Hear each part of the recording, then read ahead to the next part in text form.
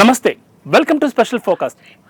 బలవంతుడు నాకేమని విర్రవీగితే ఏం జరుగుతుందో మన పెద్దలు సూక్తుల వంటి సుమతి శతకంలో ఏనాడో చెప్పారు. విజయ గర్వం తలకెక్కితే అమాంతం పాతాళానికి పడిపోక తప్పదనే నీతిని ప్రతి ఒక్కరూ గుర్తుపెట్టుకోవాలి. గెలిచినప్పుడు నా వలనే అంటూ ఓడిపోయిన తర్వాత మీ వలనే అని చెప్పేవారని ఎప్పుడూ నమ్మకూడదు. ఒకవేళ నమ్మి చెంతకు చేరితే భవిష్యత్ అంధకారంగా మారుతుంది. గెలిచే అవకాశం ఉన్నప్పుడే పట్టించుకొని వాళ్ళు ఓడిపోయిన తర్వాత పనిచేసిన వాళ్లకు పదవులు ఇస్తామని వారిని ఎల్లప్పుడూ గుర్తుపెట్టుకుంటామని చెప్పడం అంటే మొసలిని కోతి నమ్మినట్లే అవుతుంది. ఏ క్షణంలో గుటకాయ స్వాహ చేస్తుందో చెప్పలేం. ఇవన్నీ ఎందుకు చెప్తున్నారు, ఎవరి గురించి చెబుతున్నారనే సందేహం వస్తుంది కదా.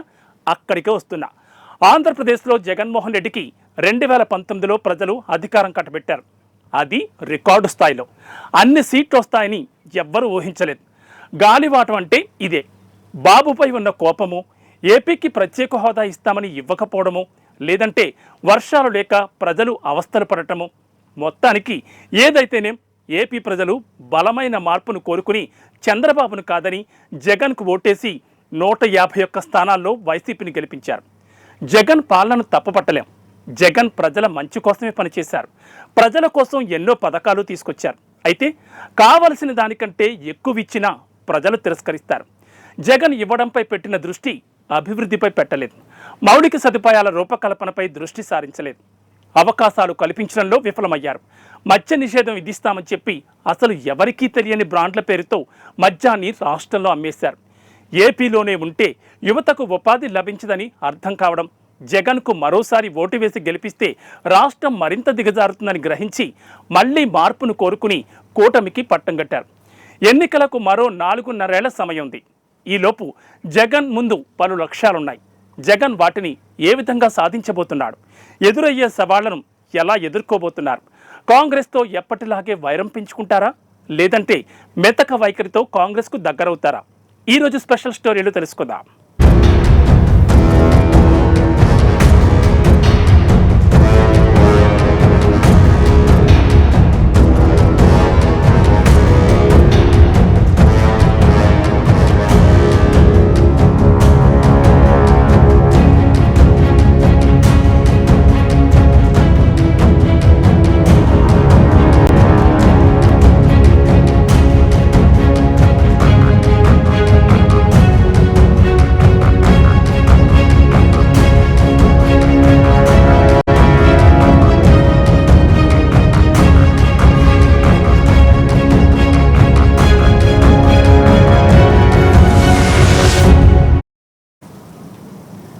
ప్రజలకు ఎంత మంచి చేసినా, వారితో ఎంత మమేకమైనా సరే ఏదో ఒక సమయంలో ప్రజలు వారిని పక్కన పెడతారు. అందులో ఎలాంటి సందేహం లేదు. అధికారంలోకి రావాలంటే ఒక్కరి గెలిపే సరిపోదు. అధికారంలోకి వచ్చేంత మెజారిటీ రావాలి. ఊరంతా తులసి మొక్కలున్నా అందులో ఒక్క గంజాయి మొక్క ఉంటే చాలు అన్నట్టుగా వైసీపీలో ఎంతమంది మంచివాళ్లు, ఎంతమంది ప్రజల గురించి ఆలోచించే వాళ్ళు ఉన్నా నాని ద్వయం లాంటి వాళ్ళు ఉంటే చాలు ఆ పార్టీ అధోగతి పాలవుతుంది. అధికారంలో ఉండగా నాకేమిలే అని విర్రవీగిన వాళ్లలో వీళ్ళిద్దరూ ముందు వరుసలో ఉన్నారు. నోరు మంచిదైతేనే ఊరు మంచిదవుతుంది. ఇష్టం వచ్చినట్లు మాట్లాడితే ప్రజలు కూడా అలానే వ్యవహరిస్తారు. ఓడించి ఇంట్లో కూర్చోబెడతారు. రాజకీయాల్లో ఎప్పుడూ ఒకే దారిలో ప్రయాణం చేయకూడదు. అవసరాలకు అనుగుణంగా దారులు మార్చుకుంటూ వెళ్ళాలి. అవసరమైతే శత్రువుతోనూ మిత్రుత్వం పెంచుకోవాలి. స్నేహ హస్తం అందించాలి. ఇంకా కావాలంటే సాగిలపడినా తప్పులేదు. అవసరం అలాంటిది. మరి ఇప్పుడు వైఎస్ జగన్ ముందున్న ఏకైక లక్ష్యం వైసీపీ డ్యామేజ్ కాకుండా చూసుకోవాలి. దానితో పాటు రాష్ట్రంలో పర్యటనలు చేస్తూ అన్ని నియోజకవర్గాల ప్రజలతో మమేకం కావాలి. ప్రజల తరపున ప్రజల కోసం పోరాటం చేయాలి. ప్రభుత్వ వైఫల్యాలను ప్రెస్ మీట్లతో కాకుండా ఇప్పటి పాలకులైన చంద్రబాబు, పవన్ కళ్యాణ్లు ఏ విధంగా అయితే ప్రజాక్షేత్రం మధ్యలో ఉండి పోరాడారో ఆ విధంగా జగన్ కూడా ప్రజాక్షేత్రం నుంచే పోరాటాన్ని నడిపించాలి. దీనికి క్షేత్రస్థాయిలో బలమైన నాయకులను ఎన్నుకోవాలి. వైసీపీ ప్రభుత్వం అధికారంలో ఉండగా ఆ పార్టీ డ్యామేజ్కి అవకాశాలు కల్పించిన నేతలను జగన్ ఎంత దూరంగా ఉంచితే అంత మంచిది అని విశ్లేషకులు అభిప్రాయపడుతున్నారు.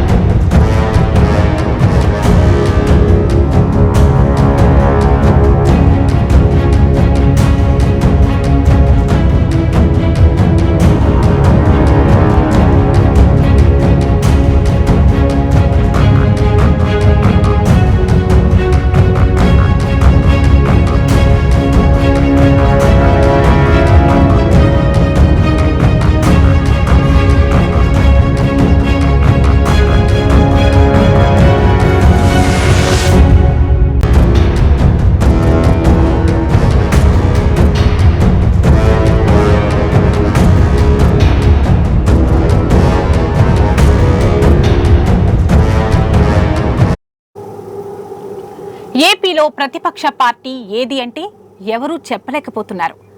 గతంలో టీడీపీ ప్రతిపక్షంలో ఉండగా జనసేన, బీజేపీలు క్షేత్రస్థాయిలో తమ పోరాటాన్ని సాగించాయి. టీడీపీకి సపోర్టుగా నిలిచాయి. సమిష్టిగా కలిసి పోరాటం చేయడంతోనే 2024 ఎన్నికల్లో కూటమి ప్రభుత్వం అధికారంలోకి వచ్చింది. గత 2 ఎన్నికల్లోనూ వైసీపీ ఒంటరిగా పోటీ చేసింది. నా రూటే సెపరేటు అనే సినిమా డైలాగులు చెబుతూ గెలవాలి అనుకుంటే రాజకీయాల్లో కుదరదు. కనీసం ప్రతిపక్షంలో ఉన్నప్పుడైనా మిగతా పార్టీలతో కలిసి ముందుకు సాగాలి.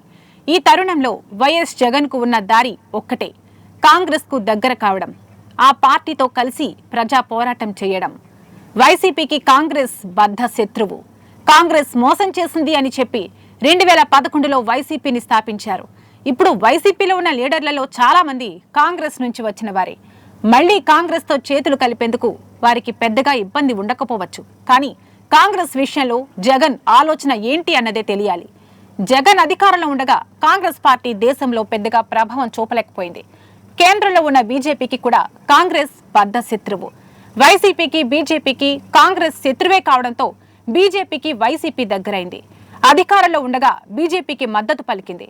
బీజేపీ కూడా వైసీపీతో స్నేహంగానే మెలిగారు. కానీ ఇప్పుడు పరిస్థితి మారిపోయింది. రాష్ట్రంలో కూటమి ప్రభుత్వం అధికారంలో ఉంది.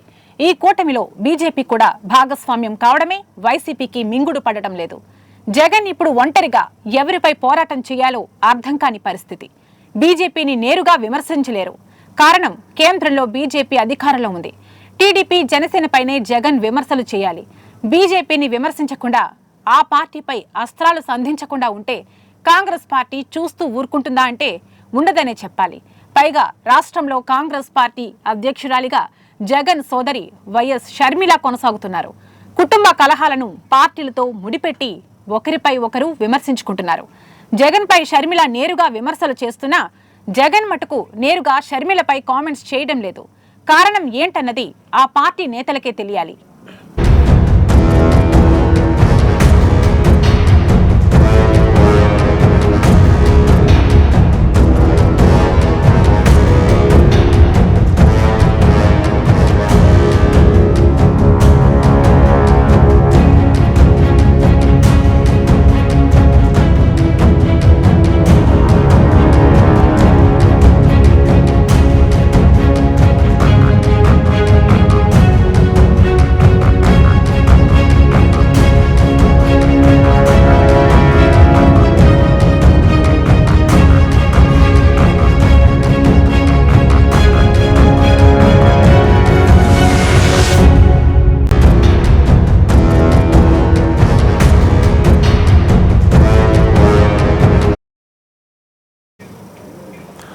ఐదేళ్లు ఎలాగోలా సర్దుకుపోయి ఎన్నికల ముందు బీజేపీతో కలిసే అవకాశం ఉందా అంటే ఖచ్చితంగా లేదని విశ్లేషకులు చెప్తున్నారు. ఎందుకంటే బీజేపీకి బాబు హ్యాండ్ ఇచ్చిన జనసేన పార్టీ బీజేపీని వదులుకోలేదు. ఆ పార్టీతోనే కలిసి ముందుకు సాగుతుంది. బీజేపీతో జనసేన కలిసి ఉంటే వైసీపీ ఆ పార్టీ వైపు చూసే అవకాశం లేదు. ఇక మిగిలిందల్లా కాంగ్రెస్ ఒకటి. కాంగ్రెస్ శత్రువే. కానీ హర్యానా ఓటమి తర్వాత కాంగ్రెస్కు అనుకూలంగా వైసీపీ అధినేత జగన్ ట్వీట్ చేయడం గమనార్హం. ఎన్నికల్లో ఈవీఎంలను పక్కన పెట్టి బ్యాలెట్ పేపర్లను వినియోగించాలని, అప్పుడే ప్రజాస్వామ్యంలో నిజమైన ఎన్నికలు సాధ్యమవుతాయని ట్వీట్ చేశారు. ఆంధ్రప్రదేశ్లో జరిగిన విధంగానే హర్యానాలోనూ జరిగిందని జగన్ ట్వీట్లో పేర్కొనడం కోసమెరుపు. ఈ ట్వీట్ కాంగ్రెస్ పెద్ద ఊరటే అని చెప్పాలి. ఇండియా కూటమిలోని పార్టీలు సానుభూతిగా ఎన్ని ట్వీట్లు చేసినా శత్రువైన జగన్ ఇలాంటి ట్వీట్ చేయడం ఇప్పుడు అందరినీ ఆశ్చర్యపరుస్తోంది. చూస్తుంటే జగన్ గాలి హస్తం వైపు మరలుతుందా అనిపిస్తోంది. ఫ్యాను హస్తంతో దోస్తీ అవుతుందా అనే సందేహాలు మొదలయ్యాయి. కాలం తల్లి బిడ్డలను విడదీసిన ఏదో ఒక నాటికి తిరిగి కలుపుతుంది. జగన్, వైఎస్ షర్మిల మళ్ళీ కలిసి పనిచేసినా ఆశ్చర్యపోనవసరం లేదు. వైసీపీ, కాంగ్రెస్ మధ్య దోస్తీ కుదిరితే రాష్ట్ర ప్రజానీకం ఏ విధంగా అర్థం చేసుకుంటారనేది సందేహం. అధికారంలో ఉన్న కూటమి ప్రభుత్వం ఈ అంశాన్ని ఎలా వాడుకుంటుంది అన్నదే సందేహం. ఈ సందేహాలన్నిటికీ త్వరలోనే ఫుల్ స్టాప్ పడుతుందని ఆశిద్దాం.